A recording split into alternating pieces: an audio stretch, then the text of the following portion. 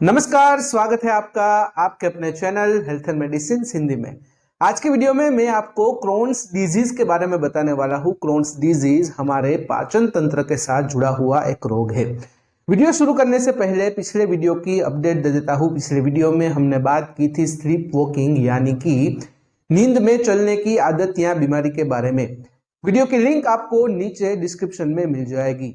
कभी कभार हमारे सामने कुछ ऐसी बीमारियां आ जाती है जिसका पूरी तरह से इलाज कर पाना शायद नामुमकिन हो जाए, लेकिन विज्ञान और मेडिकल क्षेत्र की प्रगति को ध्यान में रखते हुए उस बीमारी के सिम्टम्स यानी कि लक्षण को इफेक्टिवली मैनेज कर पाना शायद मुमकिन हो जाता है। कुछ दवाइयाँ, कुछ थेरापी और लाइफस्टाइल मॉडिफिकेशन और डाइट में कुछ चेंज करके हम ऐसी बीमारियों को रोक सकते हैं। उस प्रकार की ही ऐसी बीमारी जिसका नाम है क्रोन्स डिजीज, उसके बारे में आज की वीडियो में हम डिटेल में बात करेंगे। सबसे पहले बात करते हैं क्रोन्स डिजीज है क्या। क्रोन्स डिजीज एक क्रोनिक डाइजेस्टिव डिसऑर्डर है, मतलब कि हमारे पाचन तंत्र के साथ जुड़ा हुआ एक रोग। जो इन्फ्लेमेटरी बाउल डिजीज का ग्रुप है उन्हीं में से एक है क्रोन्स डिजीज। क्रोन्स डिजीज में हमारे डाइजेस्टिव सिस्टम के कुछ भाग पर सूजन आ जाती है और धीरे धीरे करके वह भाग डैमेज हो जाते हैं। सामान्यतः क्रोन्स डिजीज में स्मॉल इंटेस्टाइन, जिसे हम छोटी आंत कहते हैं यानी कि इलियम, और लार्ज इंटेस्टाइन जिसे हम बड़ी आंत कहते हैं यानी कि कोलोन। इलियम का आखिरी का भाग, एंड का भाग, और कोलोन का शुरुआती भाग यानी कि फर्स्ट जो पार्ट होता है वह नेगेटिवली इफेक्ट होते हैं। वहां पर सूजन आ जाती है, दर्द भी रहता है। अकॉर्डिंग टू NIDD के यानी कि national institute of diabetes and digestive and kidney disease के अनुसार क्रोन्स डिजीज एक असाध्य रोग है। हालांकि कुछ मेडिकेशंस, कुछ लाइफस्टाइल मॉडिफिकेशंस, कुछ थेरापी और डाइट में चेंज करके हम क्रोन्स डिजीज के सिम्टम्स को इफेक्टिवली मैनेज कर सकते हैं। अब बात करते हैं क्रोन्स डिजीज के कितने प्रकार है और कौन कौन से। क्रोन्स डिजीज के अंतर्गत हमारी डाइजेस्टिव सिस्टम का कौन सा भाग प्रभावित हुआ है उसके आधार पर क्रोन्स डिजीज को मुख्यतः 5 प्रकारों में विभाजित किया जाता है। सबसे पहला प्रकार है इलियोकोलाइटिस। क्रोन्स डिजीज के इस प्रकार में स्मॉल इंटेस्टाइन यानी कि इलियम और लार्ज इंटेस्टाइन यानी कि कोलोन दोनों प्रभावित होते हैं, दोनों पर सूजन होती है। जिस किसी भी रोग में इन्फ्लेमेशन यानी कि सूजन होती है उसे मेडिकल टर्मिनोलॉजी में आइटिस कहते हैं। यहाँ पर इलियम और कोलोन दोनों में सूजन होती है, मतलब कि ileum plus colon plus inflammation is equal to ileocolitis. दूसरा प्रकार है इलियाइटिस। क्रोन्स डिजीज के इस प्रकार में सिर्फ स्मॉल इंटेस्टाइन यानी कि इलियम प्रभावित होता है, उसके ऊपर सूजन आती है, इसीलिए ही इसे इलियाइटिस कहते हैं। तीसरा प्रकार है क्रोन्स कोलाइटिस। क्रोन्स डिजीज के इस प्रकार में सिर्फ लार्ज इंटेस्टाइन यानी कि कोलोन प्रभावित होता है, उसके ऊपर सूजन आती है, इसलिए इसे कहते हैं क्रोन्स कोलाइटिस। चौथा प्रकार है gastroduodenal Crohn's disease. Crohn's disease के इस प्रकार में स्टमक और स्मॉल इंटेस्टाइन का शुरुआती भाग, जिसे ड्यूडिनल कहते हैं, वह प्रभावित होता है, इसलिए ही इसे कहते हैं गैस्ट्रोड्यूडिनल क्रोन्स डिजीज। पांचवा प्रकार है जेजुनोइलियाइटिस। क्रोन्स डिजीज के इस प्रकार में स्मॉल इंटेस्टाइन का पहला आधा भाग, जिसे जेजुनम कहते हैं, वह प्रभावित होता है, इसलिए इसे कहते हैं जेजुनोइलियाइटिस। अब बात करते हैं क्रोन्स डिजीज के अंतर्गत किस प्रकार के सिम्टम्स यानी कि लक्षण दिखाई देते हैं। अगर किसी दो व्यक्ति को क्रोन्स डिजीज हुआ है तो वह दोनों व्यक्ति एग्जैक्टली सेम तरीके से कभी भी क्रोन्स डिजीज से प्रभावित नहीं होगी, मतलब कि लक्षणों में कुछ ना कुछ असमानताएं जरूर देखने को मिलेगी।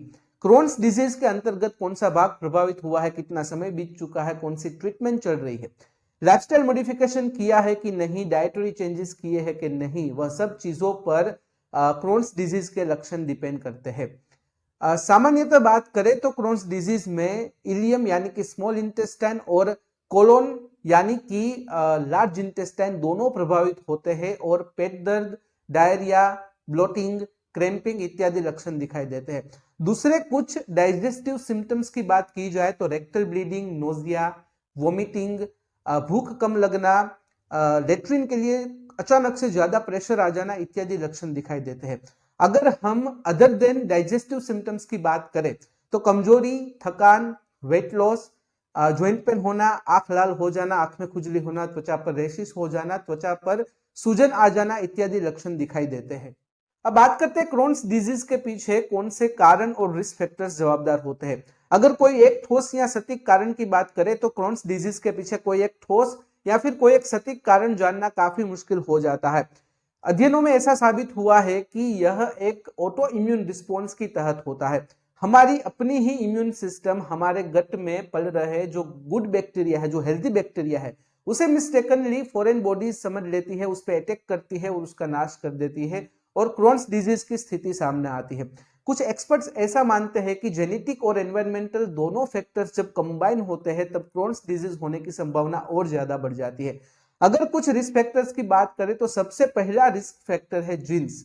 एक नहीं, दो नहीं, लेकिन हमारे वैज्ञानिकों ने ऐसे 200 से भी ज्यादा जेनेटिक वेरिएशंस को ढूंढ निकाला है जिसकी वजह से क्रोन्स डिजीज होने की संभावना बढ़ जाती है। दूसरा रिस्क फैक्टर है फैमिली हिस्ट्री। अगर आपकी फैमिली में किसी को भी, आपके माँ बाप, आपके दादा दादी, नाना नानी, भाई बहन, किसी को भी अगर क्रोन्स डिजीज की फैमिली हिस्ट्री है तो आपको भी क्रोन्स डिजीज हो सकता है। कुछ अध्ययनों में ऐसा साबित हुआ कि माँ बाप दोनों में से किसी एक को अगर क्रोन्स डिजीज है तो उसके बच्चे को क्रोन्स डिजीज होने की संभावना 7 से 9% होती है। अगर माँ बाप दोनों को क्रोन्स डिजीज है तो उसके बच्चे को क्रोन्स डिजीज होने की संभावनाएं 5 गुनी बढ़ जाती है, यानी कि 35% तक हो जाती है।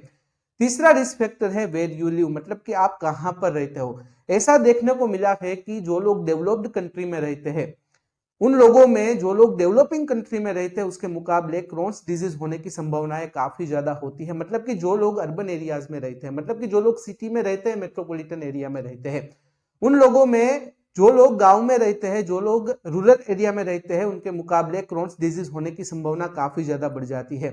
चौथा रिस्क फैक्टर है सिगारेट स्मोकिंग। ऐसा सामने आया है, अध्ययनों में ऐसा साबित हुआ है कि जो लोग स्मोकिंग करते हैं, जो लोग स्मोकर होते हैं, उनमें जो लोग नॉन स्मोकर होते हैं उनके मुकाबले क्रोन्स डिजीज होने की संभावना दुगनी हो जाती है। पांचवा रिस्क फैक्टर है कुछ दवाइयां जैसे कि एंटीबायोटिक्स, बर्थ कंट्रोल पिल्स और NSAID यानी कि non steroidal anti inflammatory drugs का अगर आप ज्यादा सेवन करते हो, लगातार सेवन करते हो, बिना डॉक्टर की एडवाइस सेवन करते हो, तो आपको भी क्रोन्स डिजीज होने की संभावना काफी ज्यादा हो जाती है। अब बात करते हैं क्रोन्स डिजीज का डायग्नोसिस किस तरह से होता है। क्रोन्स डिजीज का डायग्नोसिस का सबसे पहला स्टेप है मेडिकल हिस्ट्री। डॉक्टर्स आपको कुछ सवाल पूछेंगे, उस सवाल के प्रामाणिक रूप से जवाब देना जरूरी होता है। उसके आधार पर डॉक्टर्स कुछ नतीजे पर पहुंचते हैं। उसके बाद फिजिकल एग्जामिनेशन होता है। फिजिकल एग्जाम के दौरान सूजन, ब्लोटिंग और पेनफुल स्पॉट को आइडेंटिफाई किया जाता है। उसके अलावा blood test, stool test, colonoscopy, upper GI endoscopy, wireless capsule endoscopy, x ray, CT scan इत्यादि प्रोसीजर्स भी की जाती है। अब बात करते हैं क्रोन्स डिजीज का इलाज किस तरह से किया जा सकता है। अगर अभी तक की बात करें तो कुछ दवाई या कुछ लाइफस्टाइल मॉडिफिकेशन, डाइट में चेंज करके हम पूर्ण रूप से क्रोन्स डिजीज का इलाज नहीं कर सकते हैं। क्रोन्स डिजीज के अंतर्गत जो भी सिम्टम हमें दिखाई देते हैं उसके अनुरूप दवाई देकर उसका इलाज किया जा सकता है। वह सिम्टम को या फिर सिम्टम्स को इफेक्टिवली मैनेज किया जाता है, जिसे हम कहते हैं सिम्टोमेटिक ट्रीटमेंट। मतलब कि in case of Crohn's disease जब भी डायरिया, ब्लोटिंग, गैस, पेट में दर्द, इन्फेक्शन इत्यादि परेशानी होती है तो उस प्रकार से दवाई देकर तब तक के लिए वह सिम्टम्स को रोका जा सकता है।